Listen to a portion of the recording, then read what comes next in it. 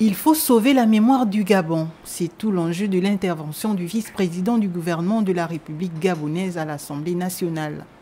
Apportant des éclaircissements aux questions du 4e vice-président de la Maison du Peuple, Alexandre Barrot-Chambrier fait un constat alarmant.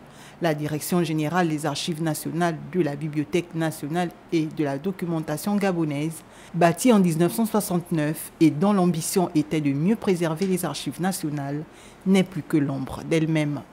Mais que constatons-nous aujourd'hui? Une institution laissée à l'abandon depuis des décennies, victime d'une incurie administrative, prolongée d'un sous-investissement et d'un désintérêt inacceptable.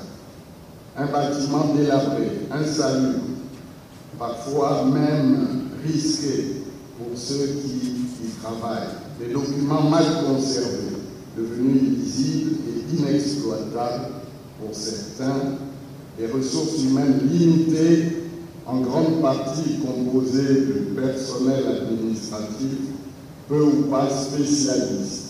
Pour le vice-président du gouvernement, les archives nationales sont loin d'être un simple entrepôt de documents, mais bien le cœur battant de l'histoire administrative et politique, culturelle et sociale du pays. Je vous l'annonce solennellement, le gouvernement a décidé de raser le bâtiment actuel des archives nationales et de lancer la construction d'un nouveau siège moderne, sécurisé, adapté aux normes archivistiques internationales.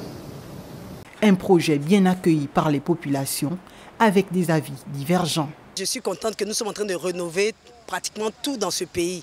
Mais il ne faut pas oublier qu'avant de rénover ce bâtiment, il faut avoir l'aimabilité de tout ramasser les archives.